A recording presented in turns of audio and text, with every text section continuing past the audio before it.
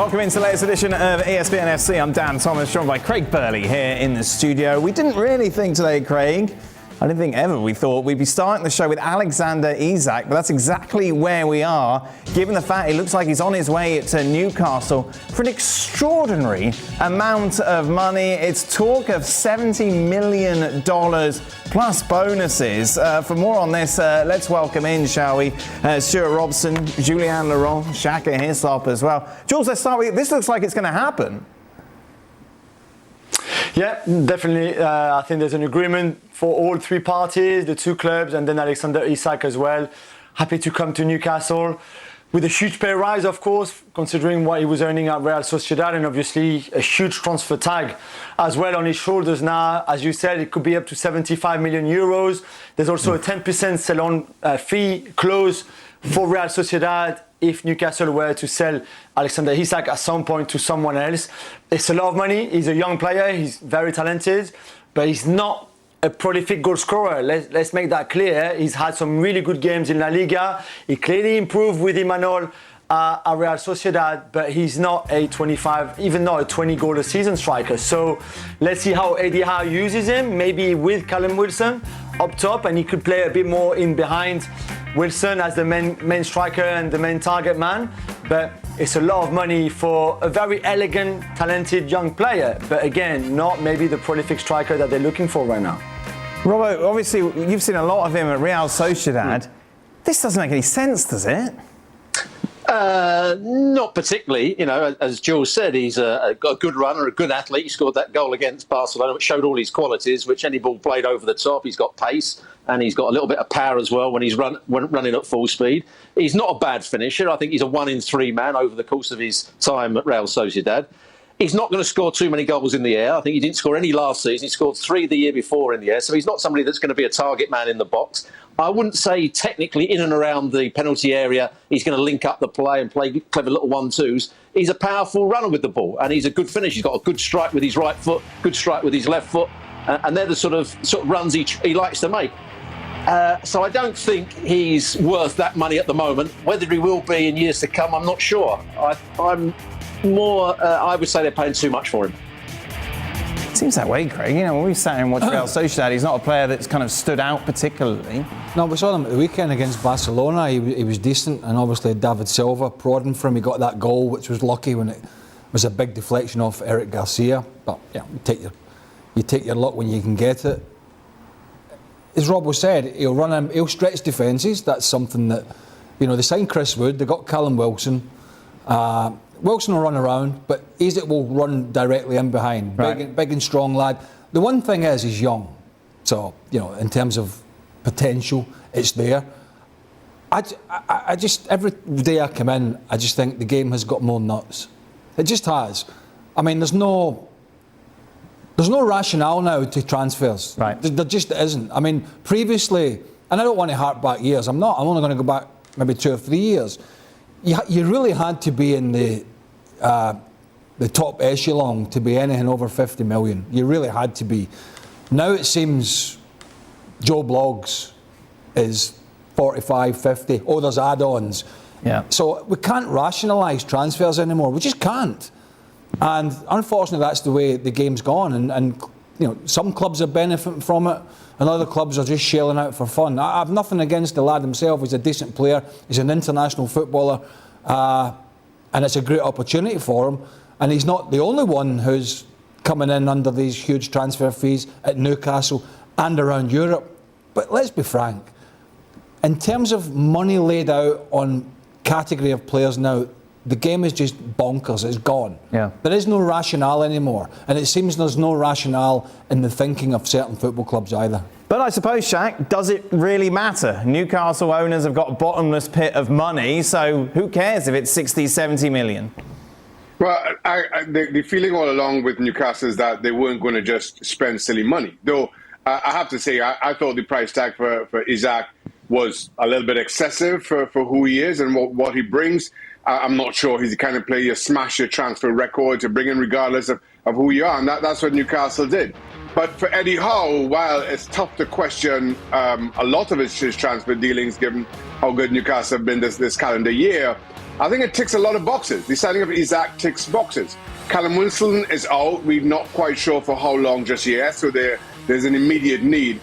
Isak can also play off the right-hand side, where, listen, it's probably now is a tough time to question Almiron given his performance against City, but you do want cover, you do want competition on that right-hand side to provide balance to Saint-Maximin on the left. And then he plays in a front two with Sociedad, so maybe that's an option that he also provides to Eddie Howe when Callum Wilson is fit.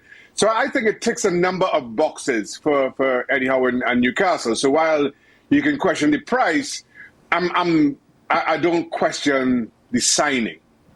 That's where we are these days, isn't it? 60 million plus to tick boxes. That's it. I mean, because there's no guarantee when everybody's fit he's going to start. He's not that much of a standout. But that's, as you said, that's where we are. It's like squad players were a pittance. I'm not suggesting he's going to be, but there's potentially he could be 60, 70 million to be able to tick a box and beef your squad out a little bit. That's the world we live in now. We're of course looking to add to the Newcastle attack, which includes Saint-Maximin, who was excellent in a 3-3 draw against Manchester City. And it's interesting, Jules, there's only one thing in my mind: the World Cup. Could he feature? Will he start? Could he be in the squad? Obviously, you take a look at France, they're arguably the deepest squad out there going into the World Cup in November. Yes, they are, and I think it's a long shot for him. There's still 3 months to go between now and when Deschamps will announce his 26-man squads. But he's obviously never been called up before. We know that Deschamps is watching him, like all the potential squad members, if you want, outside of the usual starters and the one that are usually being called up by him. But I think it's still a long way, because, as you said, competition in his position in the winger role, if you want. Someone like Ousmane Dembélé is not called up anymore, for example. Would Dembélé right now be ahead of Saint-Maximin in the pecking order from a Deschamps point of view? I think he is. So there's a long way for Saint-Maximin, but it's not impossible, of course, because he's got so much talent and he's very self-confident, to put it nicely. But yeah, the World Cup might just come a bit too soon for him. If he was to up his goals ratio, and you can see back in the previous seasons, his goals for are not fantastic. Yeah. Somebody with his ability and pace, and I know he comes from a wide position, but I think if he was to have 3 months of an amazing end product, maybe there'll be a smidge of a chance. Right. But I think just by giving Kyle Walker a hard time, or playing well pacey on the wing for Newcastle, I just don't think that's going to get it done. But if he starts banging in the goals and has that end product, which he really, as his stats will show, hasn't really been there for somebody with his talent, then, as Joe said, I just don't think it's going to happen for him. What do you think, Shaq, with your Newcastle ways? I think he could do a job for Deschamps, but I don't see him as a starter. I more think Saint-Maximin will come on and make a difference if France are trailing and they need something later on. But I just feel at times that he's a little too unpredictable, a little bit too lacking defensive discipline to really feature for France from the opening whistle. Yeah, there's lots of countries you could you'd be hoping to get in. Yes, yeah, exactly. That's one of the more difficult. Yeah, France is a trickier one. Meanwhile, was it a week today? The transfer window shuts. Chelsea is still looking to get some business done, in particular when it comes to replacing Romelu Lukaku. Pierre-Emerick Aubameyang, of course, a player that's been heavily linked to a move to Chelsea from Barcelona. Anthony Gordon as well, the exciting youngster at Everton. And we understand another bid has gone in for Fofana as well to get him from Leicester. Let's start off with Aubameyang, Jules. It's interesting, isn't it? Because Barcelona need to get rid of Aubameyang so they can register Koundé. Chelsea know that, but Barcelona also know that Chelsea need a striker. So it's a bit of a standoff at the moment. Completely, and the difference is in the valuation of the player, or how much one is ready to pay and the other one is asking for him. Because Chelsea know that to register Koundé, Barcelona needs 17 million euros. This is the figure that La Liga has given Barcelona. So Chelsea are saying, hey, here you go, 17 million euros, you're happy, you can register Koundé, we have Aubameyang, everyone is a winner. Barcelona are saying, hang on a minute, we would rather 30 million than 70, which again, if you're Barcelona, you'll try your luck to get more money. So right now, this is the poker game that we're witnessing between Chelsea and Todd Boehly and his team, and Joan Laporta and Alemany and Jordi Cruyff, and see someone at some point will have to stop the bluff if they want this to happen and go, okay, you're right, or maybe meet in the middle, I don't know. But if you're Chelsea, 30 million on Aubameyang, I think that's excessive. If you get him for 17, I think this is a really good deal. He scored tonight, by the way, in the friendly against Manchester City at the Camp Nou. So, I think this is where we are right now. I think this one could easily, in the next few days, solve itself. But right now, there's a bit of difference between what the two clubs want. Chelsea's need is more. But then Barcelona don't want... I mean, Barcelona could do with Koundé. Of course they can. That's why they've signed him. Yep. They have got other players that can play in those defensive positions. Maybe they're not ideal for Xavi, but they've got some numbers there. Chelsea don't have, apart from young Broja, who was out on loan at Southampton last year, who I thought had a terrific season, they don't really have anybody naturally in that position. So their need is more. That being said, you know, if I was Koundé and I didn't get registered, oh my God, I don't know how many doors I'll be kicking in. So you've got that aspect of it. Yeah. So there's a real game of bluff here. But Chelsea, let's be honest, you know, whatever Barcelona do with Jules Koundé is whatever they do. But Chelsea need a striker. They need to get a striker in that can finish off a lot of their good play. Not the good play from last weekend, that was horrible, but the good play from the Tottenham game, where they were excellent, but didn't win the game.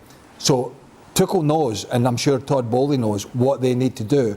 It's whether they're going to go to that excessive amount that Jules mentioned. That's a lot of money for him. And Tuchel obviously knows Aubameyang from his time at Borussia. It's an incredible return that he got under. It's 73 goals in 88 games. How he would love to get... a few years ago, though. It was. Yes, thank you very much, yes. But he would love to be able to get him in and replicate that sort of but form, it's a few years ago. Yes, it was. Thank you, Craig. Yeah. Just to carry on what Craig said, it was a few years ago. But he's a player that, you know, when he's playing at his very best, he's a dangerous player. We know that. We've seen that at Borussia Dortmund. We've seen it at Arsenal. We saw it for the first few games at Barcelona. He has got that ability to run in behind.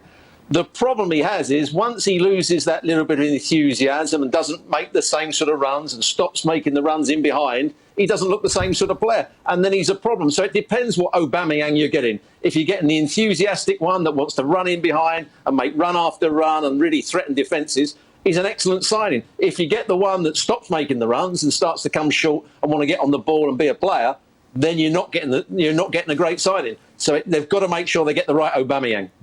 But that's up to Tuchel, isn't it, Shaka, to make sure that he gets the best out of him? Yeah. And listen, Aubameyang, I still believe is an incredibly talented footballer, but Rob was right. It depends on what version you get. Do you get the version, even if you want to look at his time at Arsenal, do you get the version of 3 years ago, or do you get the version of last season, or this last season at the Emirates? And there's a big difference between those two. But Chelsea do have a short-term need. You just need a short-term return out of Aubameyang. What's the price for that short-term return? Was it not up to Tuchel to get the best out of Lukaku? Well, Lukaku... Well, but well, he did score 15 goals, I think. Right.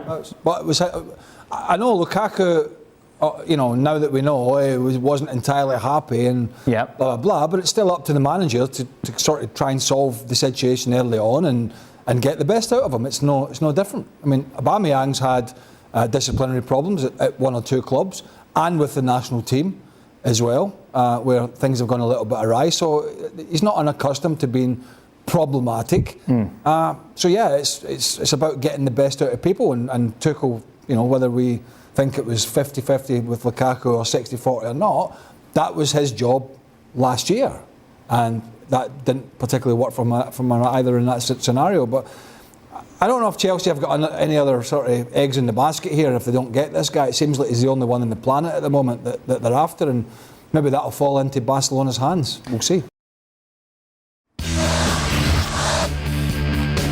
100 million euro man, that is the front page of ad in Holland, as it looks like Antony could be making the move from the Eredivisie to Manchester United. Robbo and Jules are still with us. Oh, Jules, we're kind of deja vu. We're just talking about Alexander Isak. It's a lot of money. It is a lot of money. I mean, he showed how, in a way, the desperation that United have to try to get him. Remember, they tried earlier in the summer, at the start of the transfer window, pretty much. It was rejected. Then they thought, okay, we will look at other options. And then, because they need signings, because they need more players, because the season started so badly, at least up to Monday night against Liverpool, then they panicked a bit and they said, okay, he's the man that we need, that Ten Hag really, really wants, so let's just throw more and more cash at it. So the first offer, remember, was 85 million, if I'm not mistaken. That was rejected. And now they're coming back with more. I mean, at that price, I said last time as a joke that, you drive Antony yourself to Old Trafford. I mean, this time we all drive him. I mean, come on, 100 million for someone that they will make a huge profit on, who's been really good to them, but clearly it's not worth that money. Clearly he's a very talented young player, but not to the level of someone paying that kind of price and kind of money for you.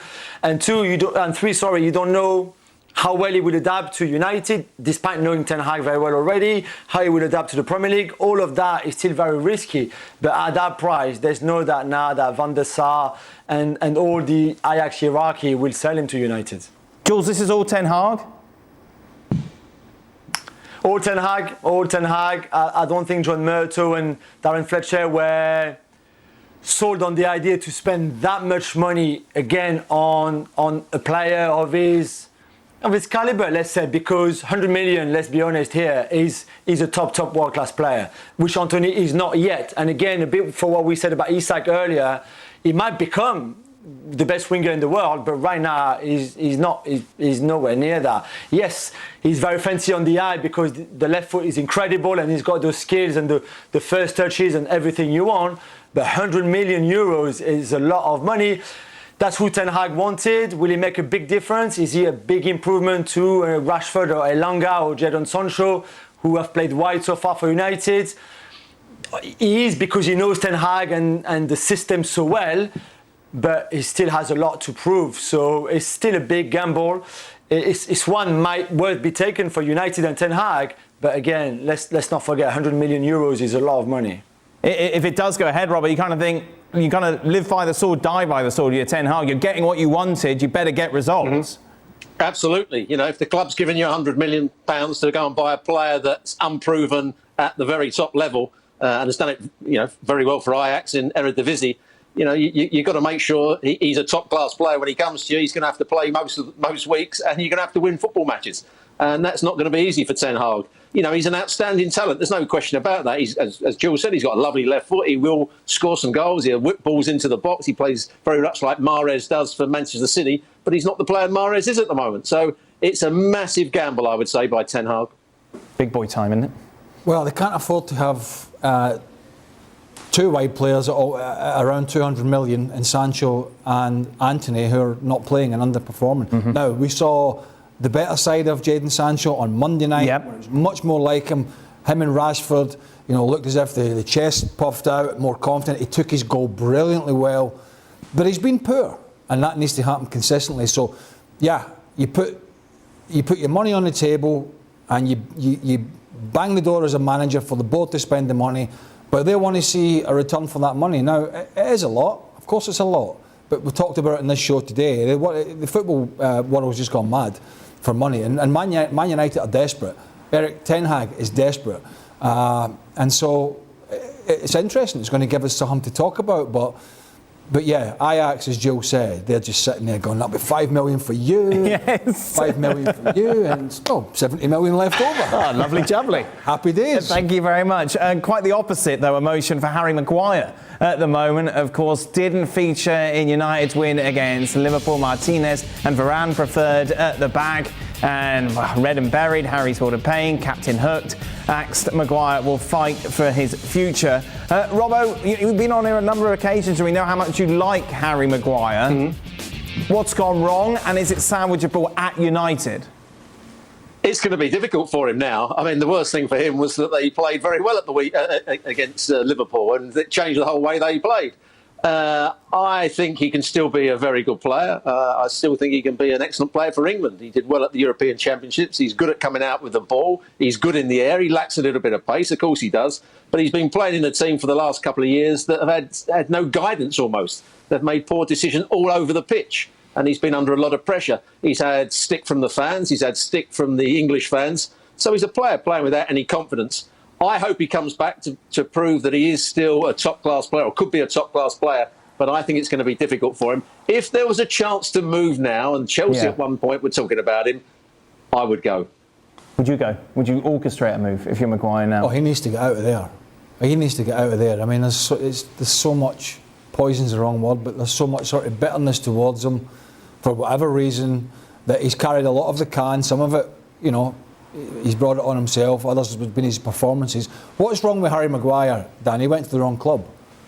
Right. And that might have been down to fees and whatever, but when Man City wanted him and them and United were jostling with the price and United wanted to pay it, if I was him, I would have sat it out to go to Man City for whatever reason, but because I think if he'd have gone there, not that he wouldn't have made mistakes, but as Robbo said, he's working with a top coach, playing with top players, and I think his standards would have been higher. He's gone into Man United. They've been a poor side. They've been coached poorly. He's made mistake after mistake after mistake, and he hasn't handled the pressure. And I think he's let his own standards drop. Now, can he come back from that to be the player that was once valued at 60, 70 million? I don't know. But I certainly know that I think he needs to make a move. And I do think there's an opportunity now for somebody to get him at what we would call, say, a cut price for somebody that's not playing well, but a lot less than what United paid for him. Now, whether they're prepared to take that, I don't know. I mean, they're in cloud cuckoo land if they think they're going to get back what they paid for Harry Maguire. They're not. But it's somewhere around 30 or 40 million or whatever it is. He can still do a good job for somebody. But I don't think it's Chelsea, by the way. Could you, for example, say Fofana goes to Chelsea, obviously Leicester then have some money come in for you. Can you take that psychologically? You've gone from being the captain of Manchester United to kind of going back to Leicester City. Well, he has to, otherwise his career's just going to head down the Swanee. Right. Because he is surplus to requirements at United. Yeah, he might play the Carabao Cup or early rounds of the FA Cup, or somebody's got injuries or whatever. But he's clearly on his way out there in terms of being a first 11 player. And then you have to realise you go back in and you rebuild your career. I mean, people like Johnny Evans, who ironically at Leicester City, and Man City were after Johnny Evans at one point, left Man United, went around West Brom, blah, blah, blah, went to Leicester, rebuilt his career and was a stalwart for Leicester. Harry Maguire has to do something like that, particularly with the World Cup coming up. Southgate still likes him, but he won't like him if he doesn't play between now and November. Jules, could we see Maguire leave United before the transfer window closes? I think it's a possibility. It won't be Chelsea. There's nothing, I'm being told, between United and Chelsea for Maguire, between Maguire's people and Chelsea either, because Fofana is the priority, and I still believe that the Fofana deal will happen. But yeah, other clubs surely will look at him and see someone that they can help relaunching his career, get his confidence back, make sure that he plays and he goes to the World Cup in good fitness, with good rhythm and good match fitness as well. I think there's something to be done, even if it's a loan with an option to buy. There's a lot of things that can happen. But also Maguire himself will need to want it and to tell United, this is what I want to go now. And his agent will have to work to find him the right club for it. But I agree with the boys. I think right now the situation is so bad in a way that he really needs to get out. Maguire and Cristiano Ronaldo, of course, reportedly didn't get on very well in the Manchester United dressing room. Both could now be leaving. You look at the odds for Ronaldo and where he could be ending up at the end of the transfer window. Still staying is your odds-on favourite, 2-1 on. Sporting at 4, Borussia Dortmund at 6s, Chelsea at 7s. But I want to talk to you about a 12-1 bet to Marseille, Jules. Yeah, I mean, he wants to go and play in the best league in the world, which if I was him, I would sprint and go straight to the south of France, of course, and play in Ligue 1. Play with Messi and Mbappe and Neymar and all of that. Right now, I'm being told that this is all a fantasy and there's nothing between Marseille, who, by the way, have zero money. I don't know if Frank McCourt is watching us right now, but this is not the policy of the club, spending huge wages on Cristiano Ronaldo, albeit one of the GOATs, but still. And secondly, quickly, I'm not sure that Igor Tudor, the new manager, that Ronaldo really fits the philosophy and the system in terms of intensity and running. Tudor wants them to work hard, to run a lot, and to be very intense, which, for example, is too much for Dimitri Payet, who, as we all know, is overweight and likes his Nutella too much, which is a problem. Cristiano doesn't have this issue in terms of overweight, but still, the running could be an issue. So right now, it's still a long shot, but hey, we know that anything is always possible. Wait, tell me about Payet and Nutella. What's the problem, Jules? Well, he loves his chocolate a little bit too much. And after the summer, usually you see it, and you still see it. And Igor Tudor is not a big fan of, players who love their chocolate. Chocolate. I've just got You've got into chocolate quite heavily, I know, haven't but you? it's not such a problem for me. Well, it is with my chefs. I don't have to run about anymore. Although I will be taking that back up. But I'm the same. It's like freaking loving chocolate. At the moment. Are you a Nutella fan as well? Nah, not really. No. No, you like a. Jules, is there any way if Chelsea don't get Aubameyang and this Barcelona thing falls flat, is there any way that Ronaldo, some sort of deal is done, or Man United, they won't sell to Chelsea? What do you think? I think Todd Boehly and George Mendes will have to change Tuchel's mind, which is not impossible, and sell him Ronaldo more than they did in the first meetings between Boehly and Mendes, when Tuchel said, I don't really want him, he doesn't really fit what I'm trying to do here. And again, we go back to the Spurs game, for example. I think we mentioned it after. The amount of counter-pressing and pressure that especially Havertz and Sterling, the front two at Chelsea, did in that game to just box out completely Spurs and don't let them get out or anything like that. I don't think Cristiano can do that right now. We said last season he was the striker that did the less pressures in the big five leagues, even at Troyes and at Cadiz, they pressed more than him, the strikers that they had. So that could be, I believe that was an issue for Tuchel, and right now will still be an issue for Tuchel. But maybe if you present it differently, if Chelsea are a bit desperate, if Tuchel really, really wants a striker, any striker, then I guess there's always a possibility. But I still think it's a long shot there as well. It's intriguing though, isn't it, that the pressing comes before the goal scoring. And it's all about, the way you want to play. And I understand that. But ultimately, the basic principles of this game never change. It's the defending basics and scoring goals. And that's a problem for them. Now, over the course of the season, Sterling might get a quota that's rivaling his period at Man City. I doubt that. Yep. He's playing with better players at City. Havertz has been extremely inconsistent. Think back to that great chance he had in the Tottenham game, which is very indicative of his period at Chelsea. He'll score the odd great one, and then he'll miss this ball from Reece James. It was 6 yards out, was begging to put in.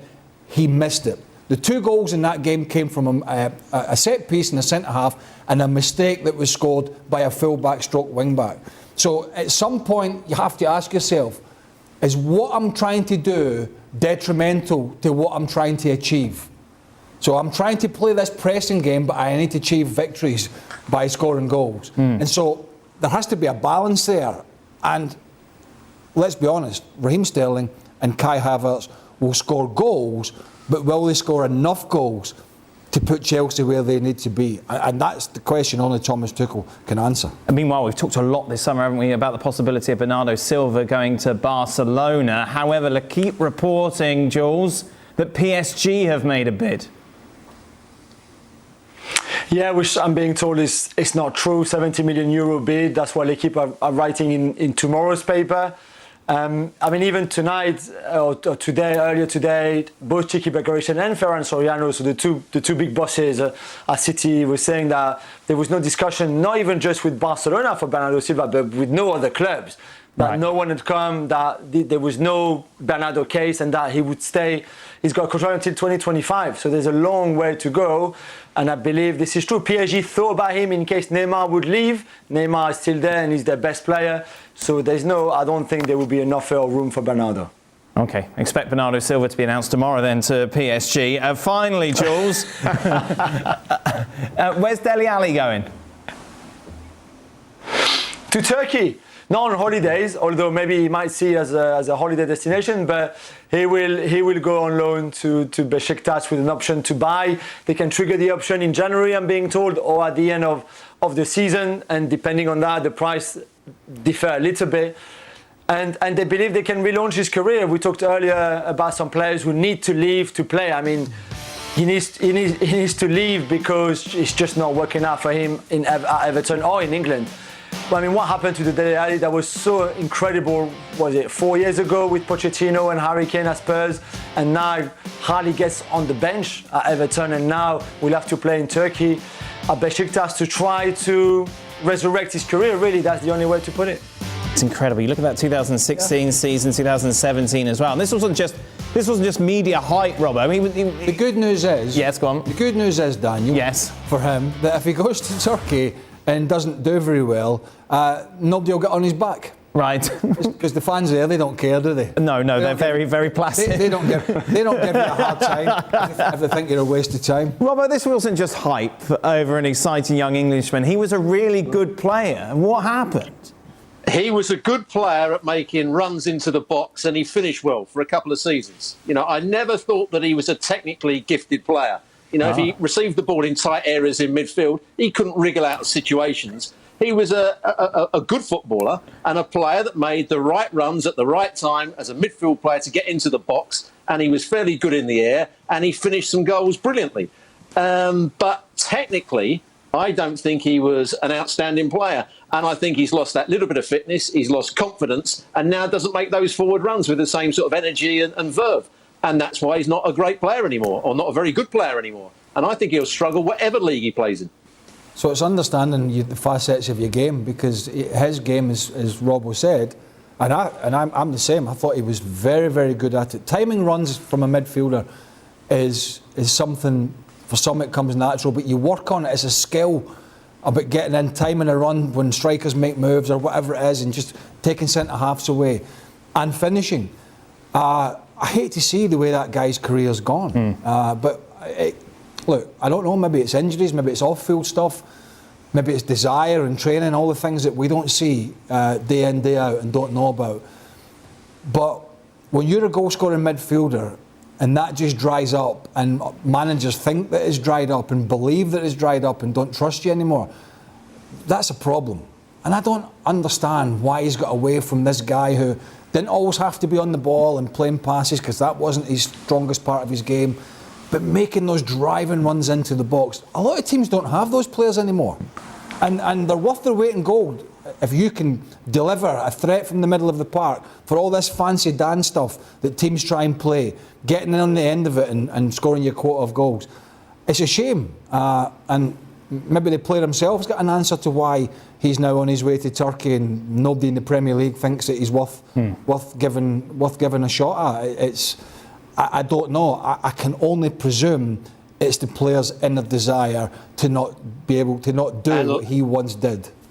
And a real lack of confidence. When you've been a young player and you've been praised and praised and praised, and you don't get criticised until you're about 23, 24, and I know it absolutely fully well, then you get suddenly knocked, somebody criticises you, you're not sure how to handle it, and suddenly you think your whole career is going away from you. And I think that could well be the case with Dele Alli.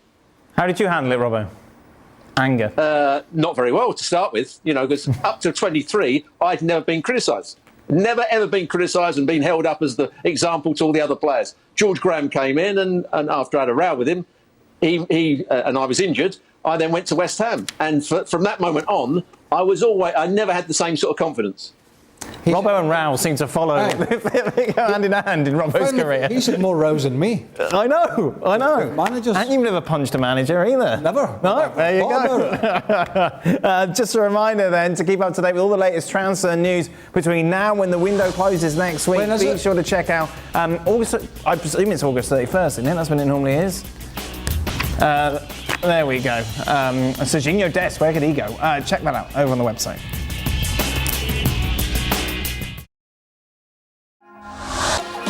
It's been the perfect start to Real Madrid's defence of their title. The front page of AS saying the fantastic four: Modric, Benzema, Courtois and Vinicius Jr. making up that quartet, Robbo. And it's interesting when you take a look at Vinny Jr. Obviously made that big step up last season. The questions were asked whether or not he could maintain that sort of level going to the start of this campaign. He's proved so far that he can.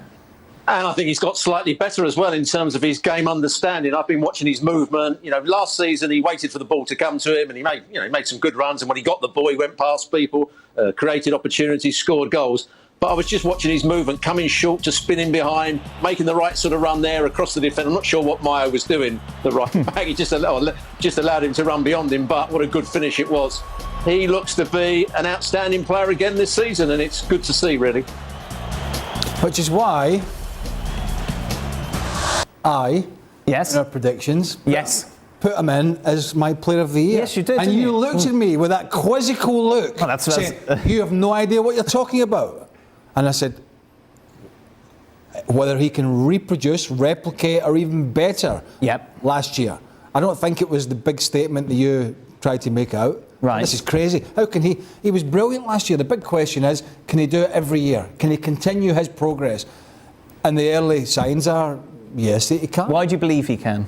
What have you seen that suggests that last season wasn't just a one-season wonder? His link up, his confidence, his link up with Benzema, the fact that I think he finally looks to me like a player he believes he should be there, and not somebody who thinks he's just getting an opportunity, which it felt like with a lot of these players, and that's understandable.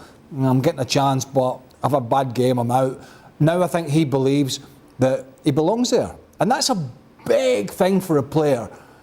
Particularly a young player, to feel that he belongs with the Benzemas and the Modric, Toni Kroos, all these players that have been surrounding him, and maybe he was a little bit nervous about. All of a sudden, he knows Ancelotti's going to pick him, he knows a lot of it is centred around him, and he knows, more importantly, that other players trust him. Right.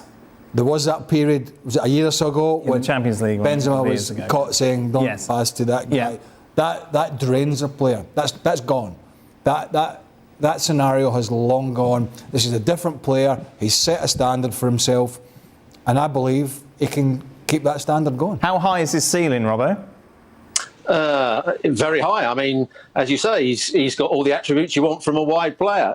He can come in field and play little 1-2s. He's clever with his movement now. He can go long to come short and get on the ball. He can run at players. He can run beyond players without the ball. He can score goals. He can make goals. He can be a top-class player. The only thing I would say, what he can't do is become a trickster. He can't go and be like Neymar. If he does the right thing at the right time, he will be a top-class player. If he then becomes a trickster and takes liberties, that's when he might just come a cropper. It was all positive, really, for Real Madrid's win, wasn't it? With one exception, and that was Eden Hazard and his missed penalty. This is what Carlo Ancelotti had to say about Hazard. He has played little, but he has demonstrated that he is coming back. He faced up his mark as well. It doesn't matter that he missed the penalty. He takes penalties well, and he showed he's coming back. It's exactly what you expect Ancelotti to say, isn't it? This is the same bit of paper that Ancelotti's been reading off. Completely. It's the same script. It's the same script. I mean, what is it? Is it a weekly Eden Hazard love-in, or is it a daily? Well, he gets asked. He gets asked about Hazard, doesn't he, inevitably? And what else is he going to say? I'm quite surprised he even gets asked about him anymore. Well, we're talking about him, aren't we? It's still a big story. We're a bunch of desperados. Well, we've got you on, so I suppose. Yeah, exactly. No, I don't. I've said it. I said in the summer, and I'll say it again. I don't think this guy is resurrecting his career, becoming anything more than a bit part player at this football club with these players around. We can ask Ancelotti about him 24/7. Of course, he's going to pipe out the same sort of stuff. Yeah. Because at some point, hey, he might need him. Not that I think he'll do a great job for him, but he might need him to keep beefing up the squad. But I think there is so much water has gone under the bridge with this player at that club. I just don't see, I mean, even talking about missing penalties and taking penalties now and all this, I just don't understand it. For me, Eden Hazard is nothing more than a squad player at Real Madrid, and he'll never be anything else, and that's partly down to him. Robbo? Well, we've just been talking about Vinicius Junior. Is Hazard going to come in on the left-hand side and take the place of Vinicius Junior? Is he going to play as the number 10 as Modric does when he comes off the right-hand side of that midfield three and gets in behind Benzema? Is he going to play as the centre-forward in place of Benzema? Not really. Does he get the team up the pitch as Valverde's been doing in recent times, or Rodrigo did to a certain extent last season? I think it's going to be a real struggle for Hazard this season, as it was last season and the season before. I hope he becomes a top-class player again. I don't think he will. Be interesting to see how Roberto Martinez sees him at the World Cup, because he's been what do you do? He's been a talisman along with Kevin De Bruyne and quite a few others, but I don't know. I mean, you never thought about a Belgium team really without a fit Eden Hazard in the starting lineup. No. And that so-called golden generation that were going to go on and do great things not happened yet, and they're all getting older and things are changing. But I don't know. I mean, if you're sitting on the bench and getting 10 minutes here and 10 minutes there, I don't really see how he can play or start for Belgium in the real big game. Yeah. He might start against one or two of the cannon fodder in the group stages, maybe to get him some game time. But I don't know, Robbo, can he play? Can Belgium have a successful World Cup with a bit part player in the team? Well, if he was fully fit and the outstanding player he was 2 or 3 years ago, they'd be one of the favourites for the World Cup. But he's not that player anymore. He did start a couple of the Nations League games that I commentated on in the summer, and he did OK. He played better for them than he doesn't play for Real Madrid very often. But there were signs that he was getting somewhere near his form.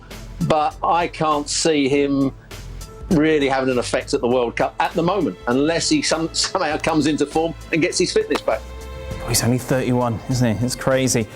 Just a reminder then, a great Sunday for you in La Liga. As always, every single game will be live on ESPN. What game are you doing, Robbo, for us? I'm doing the Sunday game. Yes, well, which one? Which game on Sunday? Barcelona versus I can't even say their name. Valladolid. Valladolid. Yeah. So we've got a nice double header for you. You got 4 days to work on. Barca against Valladolid, followed by Espanyol against Real Madrid. But just a reminder, all the games live on ESPN+.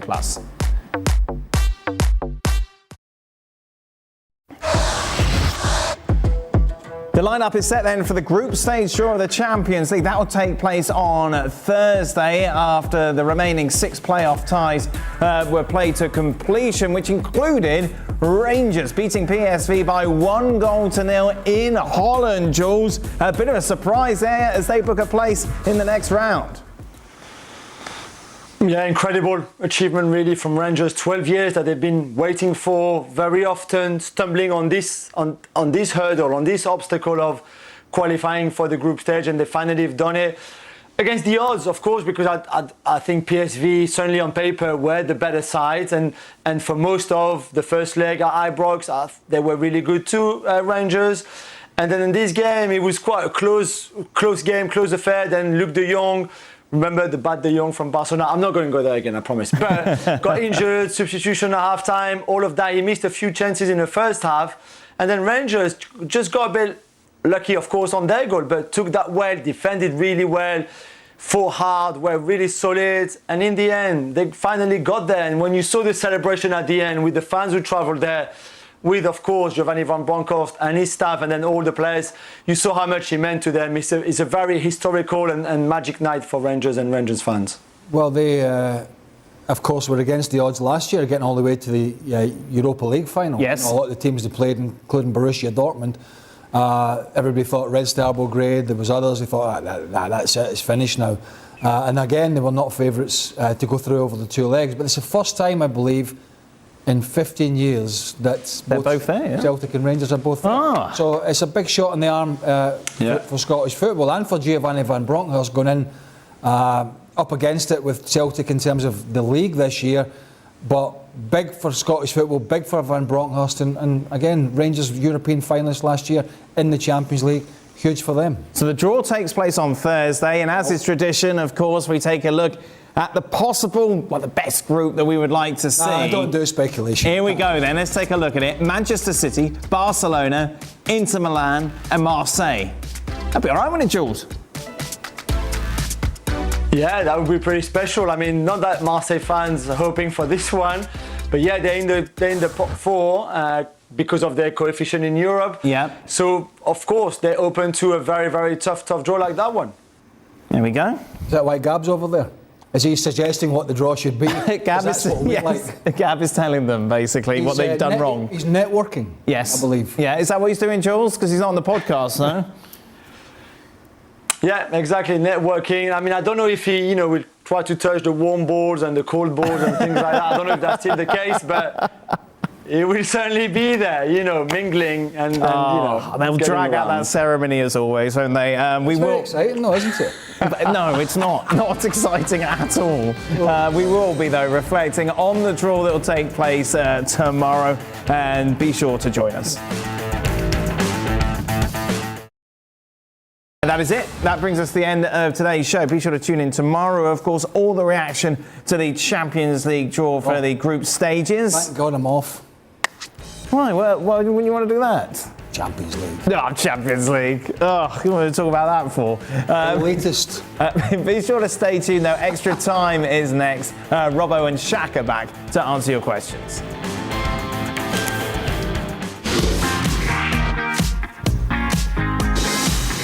Welcome into the latest edition of Extra Time. Thank you as always for your tweets. Craig Burley with us here in the studio. Shaka here, Sloppen, and Stuart Robson with us as well. Robbo, I suggested you looked a bit like a referee today. Yeah, I borrowed it off Peter Walton. He's actually signed it for me as well. So yeah. It's not the top that I was hoping to wear, but Peter lent it to me, so it's all right. Oh, that's very nice, isn't it? Good old Peter. A dart player. You think so? Oh, Robbie's a bit trim to be a dart player. I heard Eric Ten Hag ran the 8.6 miles with the team after the Brentford fiasco. Yep. Have you ever had a manager dish out the punishment but also take it with the roster as well? How does this reflect in the mindset change within the locker room? Clearly it must have worked. No idea. He looks a fit chap, doesn't he? He does. He does. Yeah, most definitely. Obviously he's got no calf problems. That would be rule me out. Yes.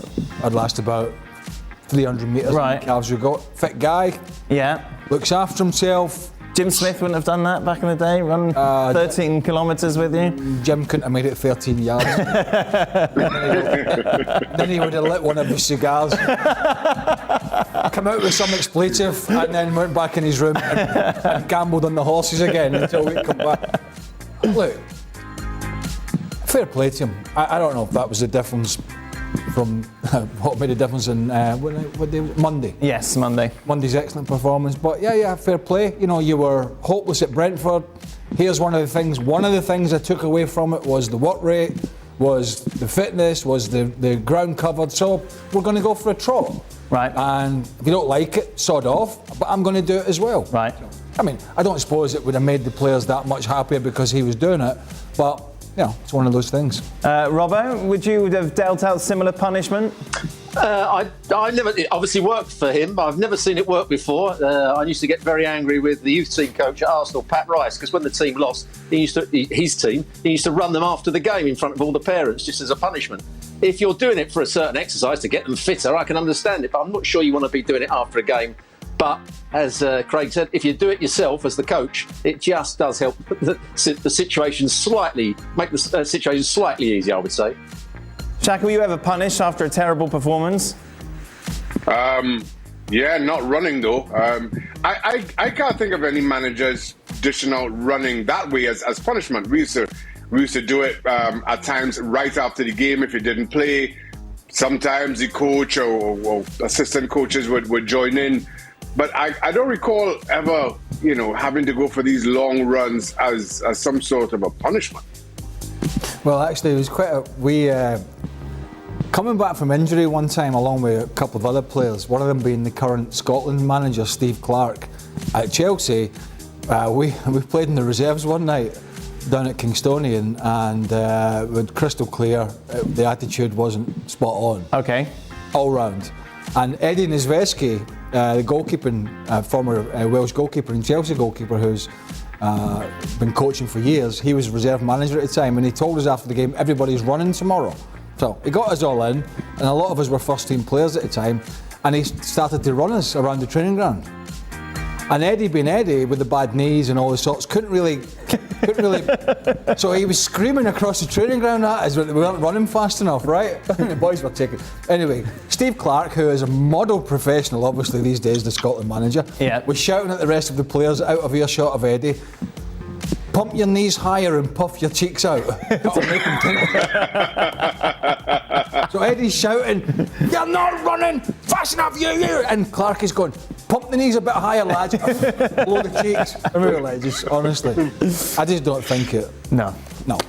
This is for kids. This is for you, Craig. Why don't Liverpool use train in a midfield just like Kimmich at Bayern?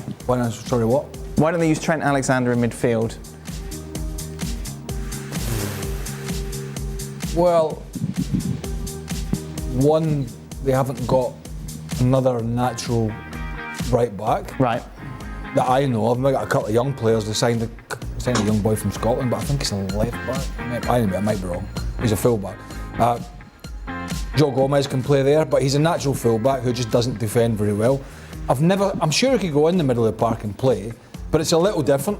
In fact, it's a lot different. Rob will tell you. Body position, how you take the ball in, and at full back, you're generally either the goalie's throwing it to you or somebody's playing it to you. You can see the whole picture. Get it out your feet, up the line, whatever. Midfield's different, back to play, so it's not that easy. Kimmich has done a great job in there. Right. So it's not as easy as people think to go in there and just take up because you're good on the ball doesn't mean you can just go in and pick it up straight away. But it has worked in the past. You think someone like Gareth Bale, Robbo? Bale? Yeah. Gareth Bale started as a defender, didn't he? And he worked his way up into attack. He was a left back. Yeah.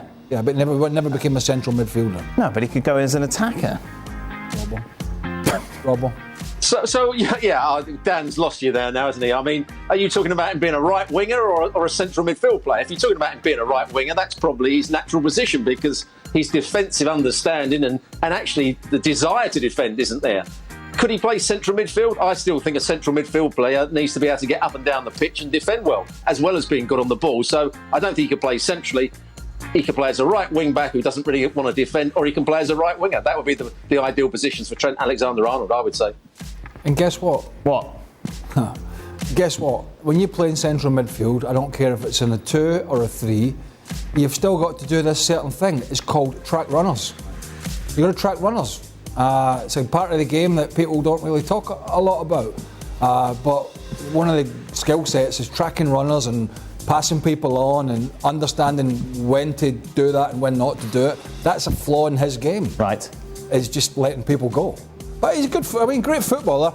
And Stevie touched on it the other day. It's something that Klopp puts up with for the time being. Yeah. But it's something Gareth Southgate, if we're taking it to the other side of the coin, isn't, I think, on the face of it, so enamoured with. And that's why he uses other people. Shaka, when a goalkeeper makes an error like Mendy did, how does he respond to a similar situation next time? Would they try to avoid it completely, and would that have impact on their game overall?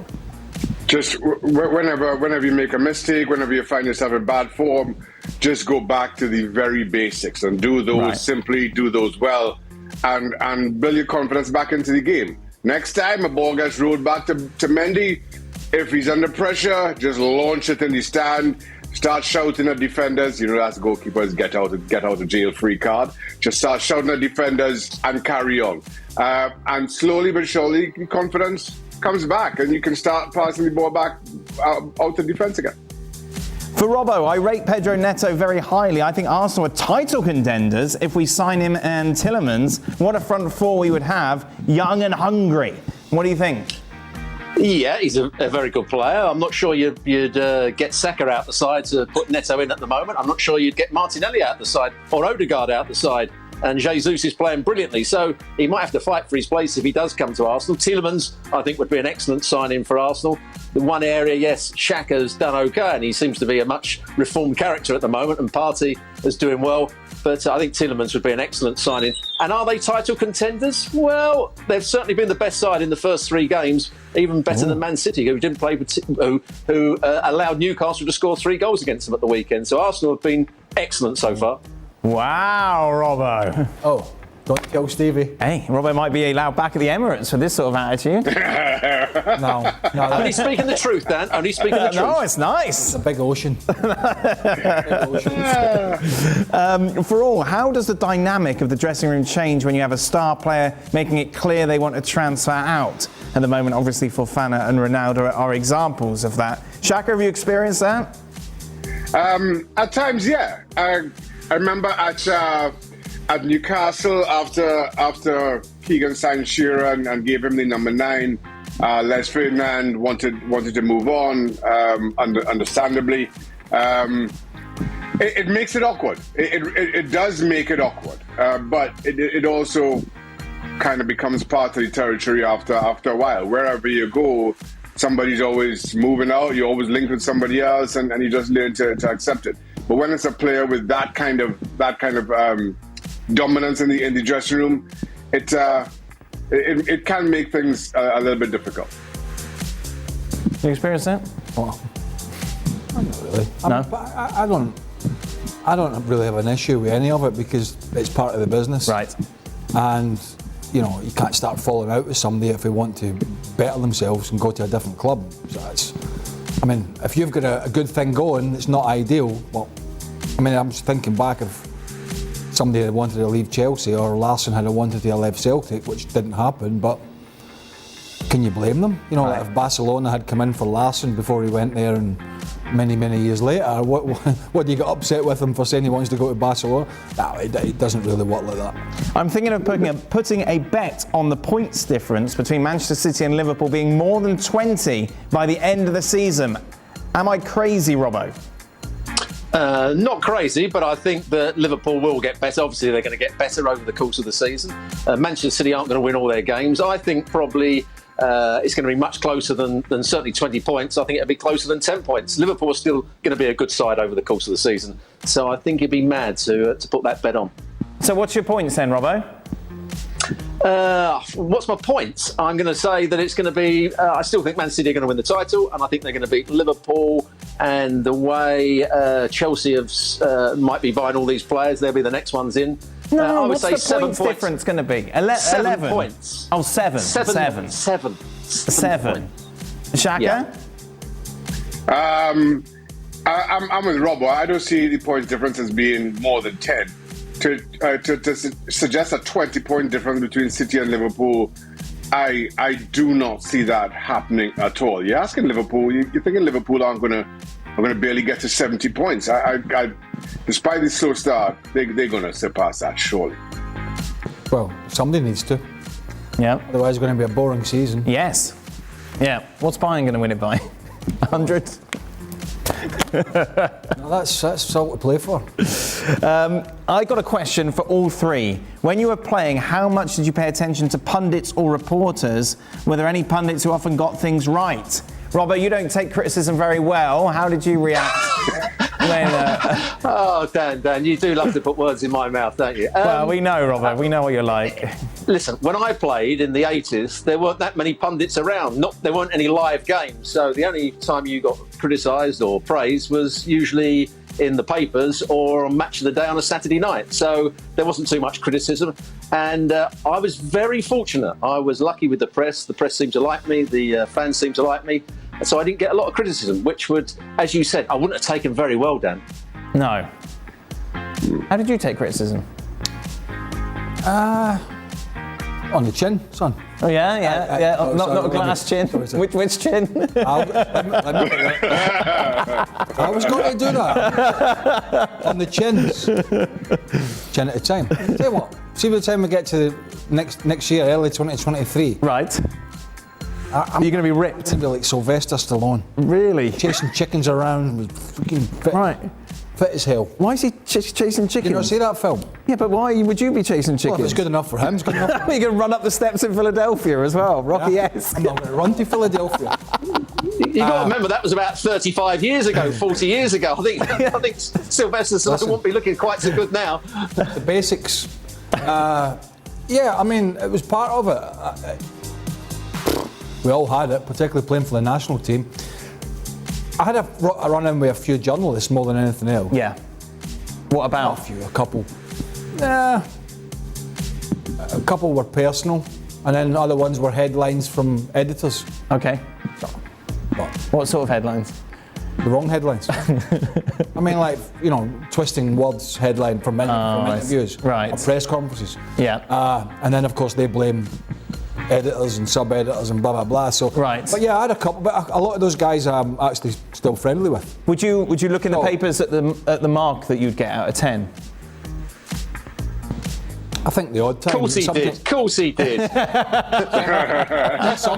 Sometimes you would come in the dressing room on a Monday and the boys would be talking about it. Right.